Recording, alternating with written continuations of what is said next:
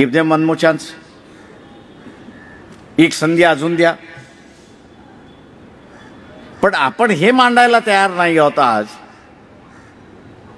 की 370 हे कलम घालवण्यामुळे पुन्हा काश्मीर हा असणारा इंटरनॅशनल केलाय, आपण ते मांडायला तयार नाही आहोत. भारतीय संविधान जर आपण असणारा बारकाईने वाचला असेल तर त्या बारकाईने वाचलेल्या ह्याच्यामध्ये 360 नंतर आपण वाचायला सुरुवात केली तर आपल्याला लक्षात येईल की जे जे करारनामे आम्ही केलेले आहेत ॲज अ ब्रिटिश गव्हर्नमेंट ते तुम्हाला अंमल करावे लागतील. काश्मीरच्या राजाबरोबरचा असणारा करारनामा होता की नाही, हरिसिंग बरोबर ब्रिटिशांचा करारनामा होता की नाही. जाताना त्यांनी जसं इथल्या देशाला स्वातंत्र्य दिलं तसं त्या राजांना सुद्धा स्वातंत्र्य दिलं, अशी परिस्थिती आहे.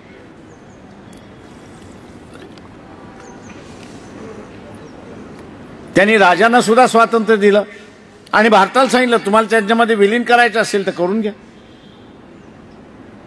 त्या विलिनीचे असणारे टर्म्स अँड कंडिशन्स आहेत. त्या विलिनीकरणाच्या टर्म्स अँड कंडिशन्समध्ये जम्मू आणि काश्मीरसाठी सेपरेट कॉन्स्टिट्यूंट असेंब्ली असणार असं त्या ठिकाणी झालं. बाबासाहेब त्याला मान्य करत नव्हते, पण नेहरूंनी ते मान्य केलं. शेवटी आपल्या सगळ्यांना ते मान्य करून 317 कलम आलं. That is the bridge. उद्या समजा हे असणारं इंटरनॅशनल कोर्टामध्ये गेलं,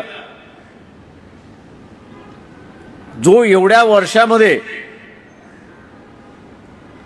इंटरनॅशनल इश्यू झाला नाही तो असताना ह्या सरकारने इंटरनॅशनल केला, हे आपण म्हणायला का मागं पुढं घाबरतो?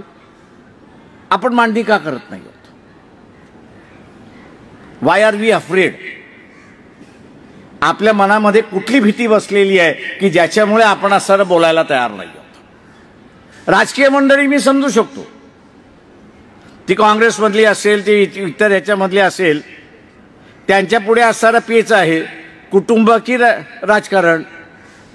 त्यांनी कुटुंब चॉईस केलेलं हे मला सरळ सरळ दिसतंय, पण ती परिस्थिती आपल्यासमोर तर नाही.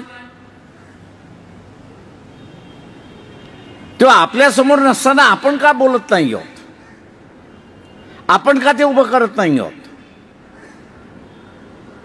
कुठलंही भूमिका आपल्याला बजवायची असेल तर ती एग्रेसिव्हली मांडली पाहिजे आणि तिच्यामध्ये विश्वास असताना आपण त्या ठिकाणी मांडला पाहिजे. आणि म्हणून आज मी असं त्या ठिकाणी मानतोय का मी एका बाजूला मनामध्ये बसतोय, अरे अरे हे असं होतं, हे फार वाईट आहे, थांबलं पाहिजे, सगळं झालं पाहिजे, पण मी लढायला तयार नाही असा असणारा भाग आहे. माझं स्वतःचं असणारं एक व्यक्तिगत मत आहे की काही जणांनी बसून उद्याच्या असणारा दिशा कशी असणार ही ठरवली पाहिजे. ती नॉन पॉलिटिकल ऑर्गनायझेशन असेल, पण त्यांनी असणारा ती दिशा ठरवली पाहिजे. आज आपण असणारा ज्यांच्या पुढे मोदींनी असणारा पेच करून ठेवलेला आहे की कुटुंब की चळवळ, तुम्ही चळवळ चॉईस केली की तुमचं कुटुंब जेलमध्ये आहे. तुम्ही कुटुंब वाचायचं म्हटलं तर असणारा चळवळीचा बळी देता अशी असणारी परिस्थिती आहे.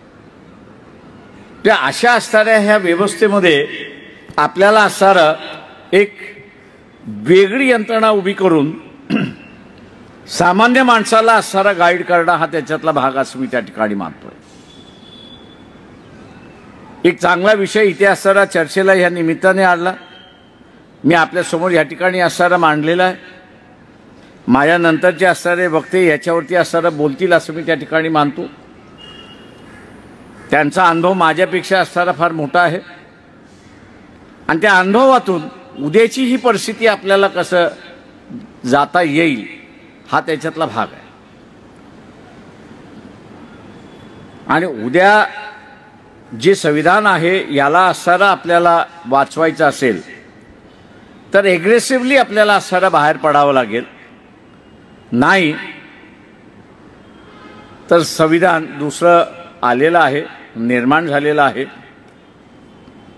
ज्याला कोणाला बघायचं असेल तर त्यांनी असणारं पार्लमेंटच्या लायब्ररीमध्ये जावं, त्याची असणारी एक कॉपी त्या ठिकाणी